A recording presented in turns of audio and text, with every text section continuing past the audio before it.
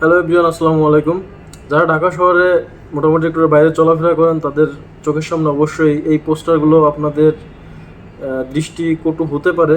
আমি অবশ্য কয়েকদিন অফিসে আসার সময় দেখছি, বাট এটা কোনো কিছু মনে করিনি।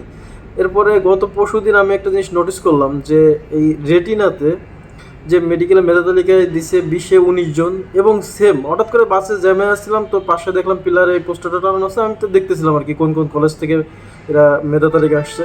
তো এটা দেখার পরে এরপরে কিছুক্ষণ সামনে যাওয়ার পরে দেখি উন্মেষেরও একটা পোস্টার, সেই পোস্টারে লেখা 20-20 এবং টপ 20 যে মেধা তালিকার লিস্ট আছে, এবং ওইখানে উন্মেষেরই 20 জন। এবং আমি নাম যেগুলো দেখলাম প্রত্যেকটা নাম সেম।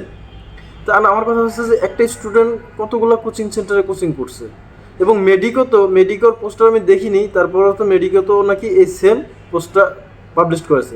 বাংলাদেশে আপনার মেডিকেল ভর্তির জন্য 5টা কোচিং সেন্টার আছে, টপ 3 হচ্ছে এই তিনটাতেই টপ 20 যে মেধা তালিকা যারা আসছে সবার নাম, কলেজ সব কিছু সেম।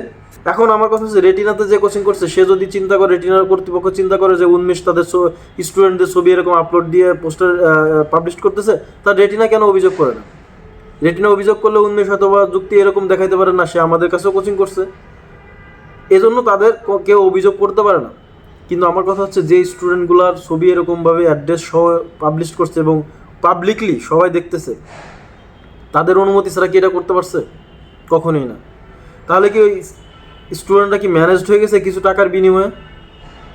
আমার কথা হচ্ছে যে টপ ট্যালেন্টেড বাংলাদেশে মেডিকেলে এবং বুয়েটে যারা চান্স পায় তাদের মেধা নিয়ে প্রশ্ন তোলার কোনো সুযোগ নেই, কিন্তু তাদের এই যে জীবন যুদ্ধে শুরুর পথে প্রথমেই কিছু টাকার বিনিময়ে নিজেদেরকে যে অনিয়মের মধ্যে আটকায় দিল, এটা কি ঠিক হলো? এই যে কিছুদিন আগে আপনার নিউজ দেখছেন না, খতনা করতে যে ডাক্তারের কাছে মারা গেল শিশু, অ্যানাস্থেশিয়া দেওয়ার পরে আইসিইউতে মারা গেছে। তো এই যে বর্তমানে যে ডাক্তারি পড়ার জন্য যে টপ 20 যে স্টুডেন্টসগুলো আছে তারা প্রথমেই টাকার কাছে বিলিয়ে গেল। বাংলাদেশে যে বড় বড় হসপিটালগুলো আছে সেইখানকার ডাক্তারি তো এরাই হবে। তো এদের কাছ থেকে আপনি কী চিকিৎসা নেবেন? আমি জাস্ট এটা আমার মাথায় ঢুকলো না যে স্টুডেন্টরা মেডিকেলে প্রথম হয়েছে তার কাছে কিছু টাকার বিনিময়ে তার নিজের রেপুটেশন, নিজের পার্সোনালিটি এরকম কি নষ্ট করার কোনো দরকার ছিল? এতে পরবর্তী প্রজন্ম এরপরে যারা মেডিকেল পরীক্ষা অ্যাডমিশন টেস্ট দিবে সে কী চিন্তা করবে যে না 3-4 মেডিকেল কোচিং সেন্টার কোচিং না করলে মেডিকেলে চান্স পাওয়া যাবে না? এটা বাজে একটা মেসেজ গেল না তাদের কাছে? আমরা যে চুরি, দুর্নীতি, বাটপারি, অনিয়মের কথা বলি, আমাদের এই সিস্টেমটা পরিবর্তন হবে কীভাবে বলেন? জীবনের প্রথম যে ধাপ, সেই ধাপে প্রথমেই সিস্টেমটা আমরা অনিয়মের মধ্যে পড়ে যাই। তাহলে এই সিস্টেম পরিবর্তন করবে কে? জানা নাই। কে পরিবর্তন করবে, কে পরিবর্তন হবে? আদৌ কি পরিবর্তন কোনো দিন হবে, নাকি এভাবেই চলে যাবে বাংলাদেশ? এই অনিয়মের মতো এই সিস্টেম পরিবর্তন কেমনে সম্ভব বলেন?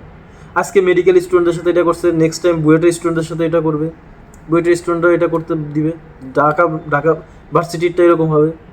এটা আগে হয়ে আসছে, এখন হচ্ছে, ভবিষ্যতে হবে। এভাবেই চলতেছে, এভাবেই চলতে থাকবে। ভালো থাকবেন। আল্লাহ হাফেজ।